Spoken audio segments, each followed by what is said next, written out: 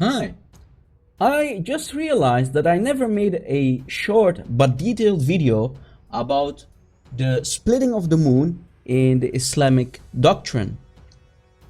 So now it's my chance to expose the lies of Muhammad and his man-made Quran. Yes, you heard it correctly. It's time. Let's do this.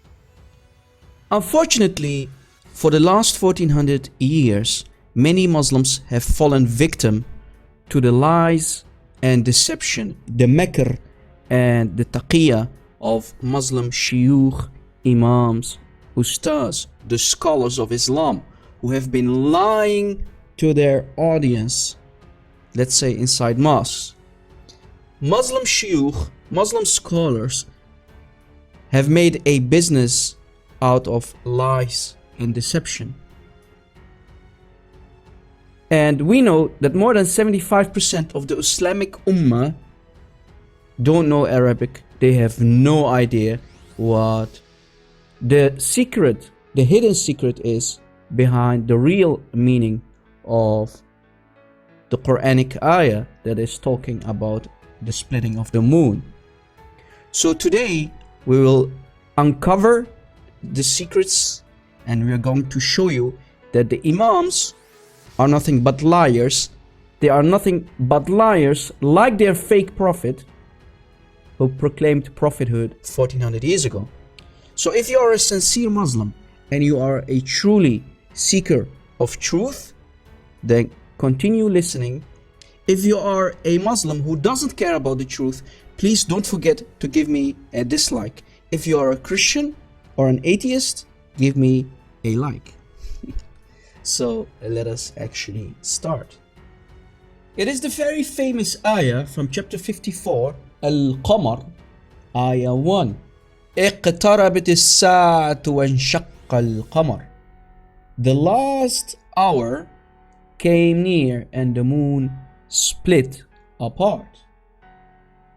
I mean, you don't have to be a genius to understand that this is talking about the end of times, about the last day, the last hour, Judgment Day.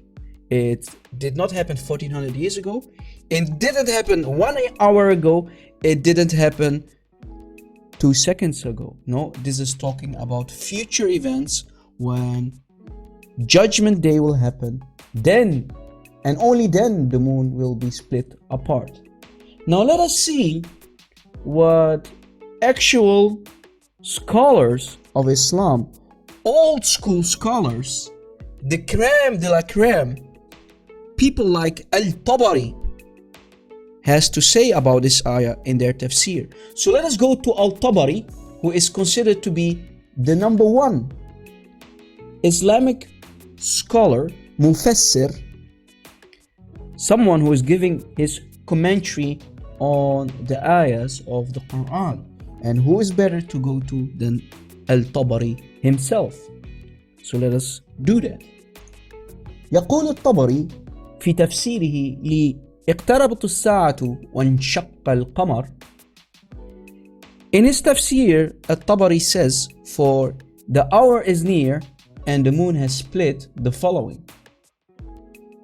يعني تعالى ذكره بقوله اقتربت الساعة، دانت الساعة التي تقوم فيها القيامة. وقوله اقتربت افتعلت من القرب، وهذا من الله تعالى ذكره انذار لعباده بدنو القيامة وقرب فناء الدنيا. وقوله وانشق القمر، يقول جل ثناؤه وانفلق القمر. وكان ذلك فيما ذكر على عهد رسول الله وهو بمكة قبل هجرته إلى المدينة، وذلك أن الكفار أهل مكة سألوه آية فأراهم صلى الله عليه وسلم انشقاق القمر آية حجة على صدق قوله وحقيقة نبوته، فلما أراهم أعرضوا وكذبوه. This was Tafsir al-Tabari for chapter 54, ayah 1, Surah Al-Qamar, ayah 1. Unfortunately, I don't have it in English, but I will try to give you a small summary in a nutshell what is said in the tafsir of At-Tabari. Now, this tafsir for chapter 54, ayah 1 from Al-Tabari, it starts talking about دانت الساعة التي تقوم فيها القيامة. That means and the hour is near, so the hour is near now, and that means that the day of resurrection, al-qiyamah means resurrection, so it's talking about the judgment day. So here At-Tabari is saying that when the moon is going to split, that means it's judgment day. It's the day of resurrection, where all people are going to be resurrected and judged by God, in this case Allah, the Islamic Allah. And if we continue reading, in a nutshell, we continue reading, the people of Mecca, al-Kuffar, they started to ask Ahl Mecca, they started to ask Muhammad, show us a sign, give us a sign, right? And he did that to prove his prophethood. So here Muhammad proved his prophethood by giving them the ayah. So he showed them the ayah by splitting the moon, and when they saw it happen, they started to reject him and call him a liar. But wait a second, I mean, we need to understand this very important thing. We will not allow Muslims to go away with this incident very easily, because why would the kuffar of Mecca, right, the unbelievers of Mecca, the pagans of Mecca, why would they reject Muhammad if they see with their own eyes the moon being split? I mean, if they really saw it with their own eyes, they would have bowed down, started to prostrate Allah, and immediately recite the Shahada. So no, instead, they rejected him and they called him a liar. Who? They called Muhammad a liar. They rejected him. Why would they do that? Because this is nonsense. You see, Muslims started to even force nonsense, lies, taqiyya and deception inside even tafsir. Do you see it? And this is the creme de la creme, right? Al-Tabari himself, his tafsir for this ayah of the Quran. So now we are starting to noticing something, which is here At-Tabari is basically quoting what Sahih al-Bukhari is saying in the hadith. The hadith is saying that Muhammad made the moon split in half, right, when they asked him for a sign. But why would they reject him? Why would the kuffar, why would the unbelievers reject him if he truly showed them a sign by splitting the moon in half? They should actually bow down, do sujood to Allah, prostrate to Allah, and recite the Shahada and become Muslims. So there's a fishy thing going on here, don't you think? You can be the judge of that. Do you see how they later, the Muslims themselves, much later, started to even corrupt the tafsir?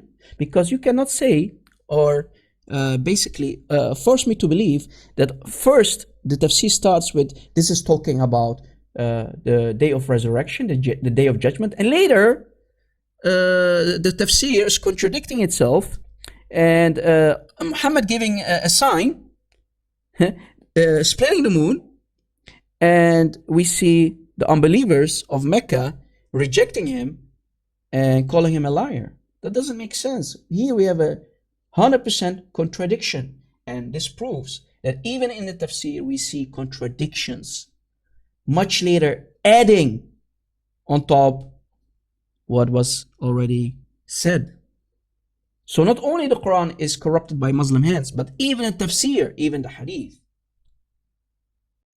So basically, in a nutshell, Muslims much later, when the hadith came into existence, let's say Sahih al-Bukhari was written down by Imam al-Bukhari after him collecting all the hadith and separating falsehood, so-called falsehood, from his collection, and then later it's called Sahih al-Bukhari, the collection of Sahih al-Bukhari as it is.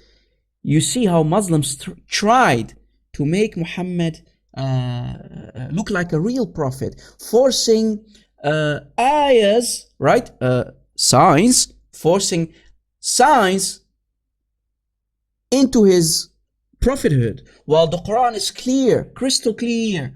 We refrain from giving signs. Allah said in the Quran, we refrain from sending down signs because the people that came later rejected it. So Allah is clear. We refrain from sending down ayahs or signs. So there are no signs given or sent down to Muhammad or given to Muhammad. Only the Quran, and you have many scholars who confirm it and agree on it. Only the Quran is a sign from Allah, a miracle from Allah. Miracles or signs were not given to Muhammad. So when you're going to say as a Muslim, Muhammad made miracles, you are lying, because you are contradicting the Quran, exactly what we find in Tafsir al-Tabari and in hadith like Sahih al-Bukhari. Do you see it? Now you understand what is happening, right, guys? And by the way, if the reading says so, that means it is so.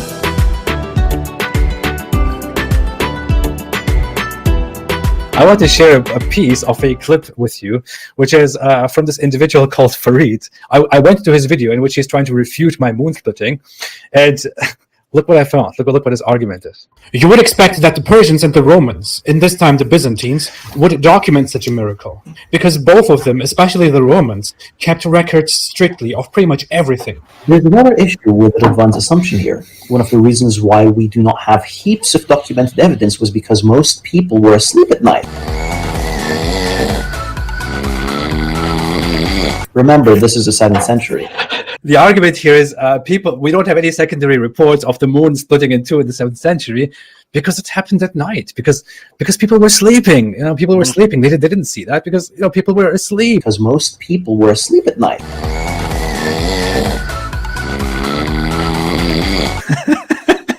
Am I the only one who thinks this is one of the most ridiculous things that I've ever heard? He's got a point. Most people would be asleep. I mean, come on, you can't deny that. People sleep at night. Come on.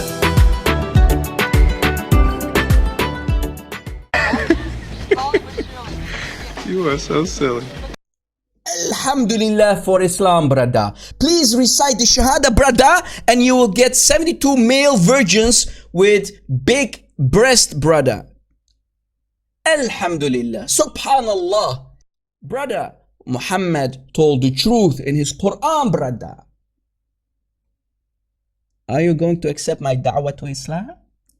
I'm sure you're going to do that. You will recite the Shahada, brother, today.